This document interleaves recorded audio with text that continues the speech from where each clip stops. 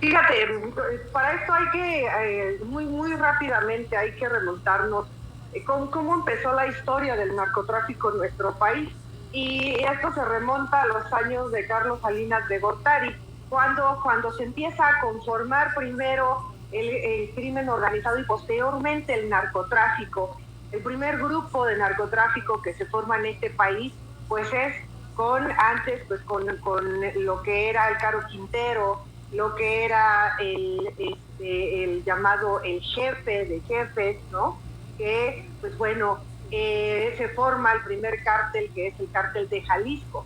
¿Quiénes son los que buscan a este grupo de narcotráfico? Pues fueron las autoridades federales, y de ahí es cuando se forma el crimen organizado, ¿no?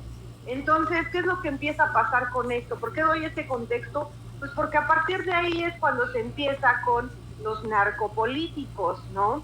Que haciendo referencia un poco a lo que mencionaba también un colega, compañero muy reconocido, Ricardo Ravelo, que los narcopolíticos existen, que porque pues hay muchos que para no hacer alusión a ninguno y no ponerme en riesgo, pues que están en la Cámara de Diputados, en la Cámara de Senadores, en los congresos locales, que los infiltran pues por arreglos y pactos.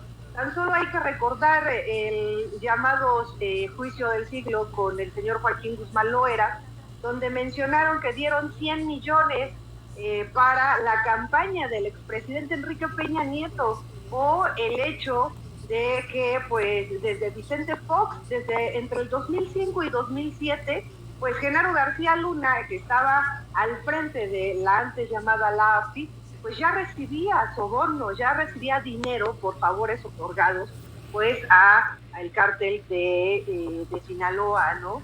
Y de ahí es donde nacen los narcopolíticos, y esos son los que realmente se atreven a pues arrebatarle la vida a nuestros compañeros, a nuestros colegas, porque si tú me lo permites decirlo, los que están matando y los que están asesinando son los de los altos de Guerrero, los altos de Chiapas, de los poblados de Oaxaca, en este caso de Tamaulipas, de un poblado de Tamaulipas, el de Sonora, o sea, los que salen realmente a investigar, los que no son mediáticos, los que no tienen reflectores encima, a esos son a los que están matando, a los que están desapareciendo. Yo diría más bien que no mencionas nombres para no ponerte aún más en riesgo porque tú ya has recibido amenazas. Dicho esto, ¿qué decir sobre los mecanismos de protección? Ayer también nos mencionabas, no son efectivos, y ponías el ejemplo de los botones de pánico y cómo estos juegan inclusive en contra de los periodistas que los portan.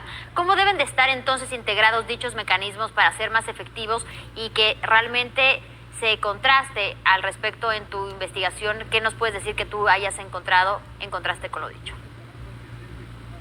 Fíjate, en la investigación que se realizó y que realizamos, el compañero y colega J. Jesús Lemus Barajas y una servidora, empezó todo. Fíjate cómo nació la investigación, porque el compañero Jesús Lemus, recordemos que pues bueno, fue encarcelado porque él saca por una investigación periodística los nexos de Cocoa Calderón con el ex líder de los Caballeros Templarios, la Tuta, ¿no? La hermana del expresidente Felipe Calderón.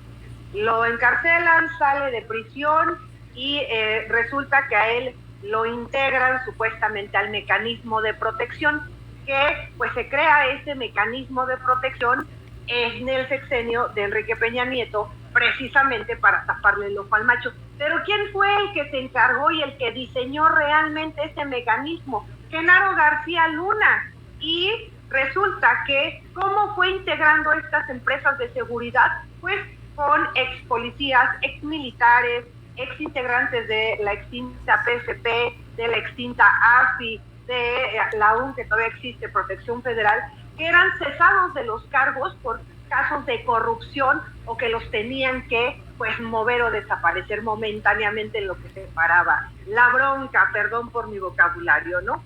Y así fue integrando a los elementos. Bueno, pues esos eran los que daban la protección, eran los escoltas, ¿no?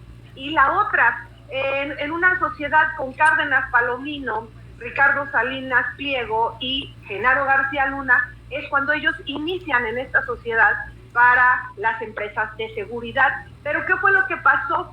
Pues que al paso de los años, pues el ex secretario de Gobernación, el hoy senador Osorio Chong, Miguel Ángel Osorio Chong, pues bueno, ¿qué es lo que hace? Pues empezar a entregarle adjudicaciones o contratos directos a Genaro García Luna. ¿Y qué fue lo que empezaron a hacer? Pues a través de más de 300 empresas, pues empezaron a realizar este cambio de nombres. ¿Por qué? Pues bueno, pues ya sabemos cómo antes también se daba lo del tema de pues el lavado de dinero y pues sobre todo el tema de la evasión de los impuestos, ¿no? Entonces, ¿qué fue lo que pasó? Pues que esto fue creciendo y resulta que para que no fuera auditable, pues ¿qué fue lo que hicieron astutamente? Convertirlo en fideicomiso. Y acordémonos que antes los fideicomisos no eran auditables. ¿Y qué pasaba? Nadie supo, nadie sabe. Hay múltiples testimonios de compañeros que fueron entregados por los mismos.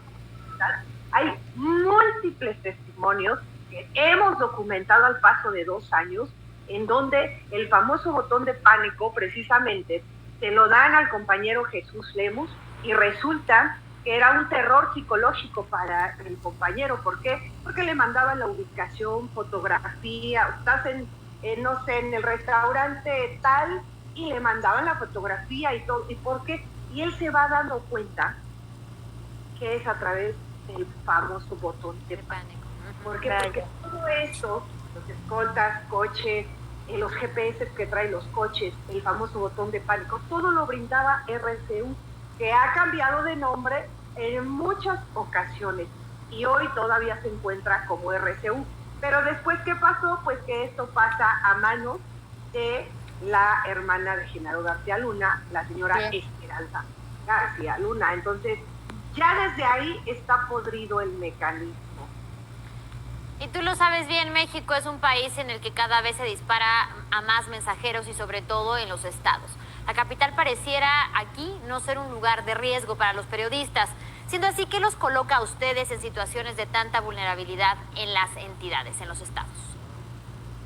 Qué buena pregunta hiciste y de verdad te agradezco que hayas hecho esta pregunta, porque son muy pocos quienes se atreven a hacer ese tipo de cuestionamientos. ¿Qué nos hace vulnerables a nosotros que somos de provincia? Que somos invisibles, compañeras. Hasta te va haciendo de la garganta. Porque, a mí también. Mira,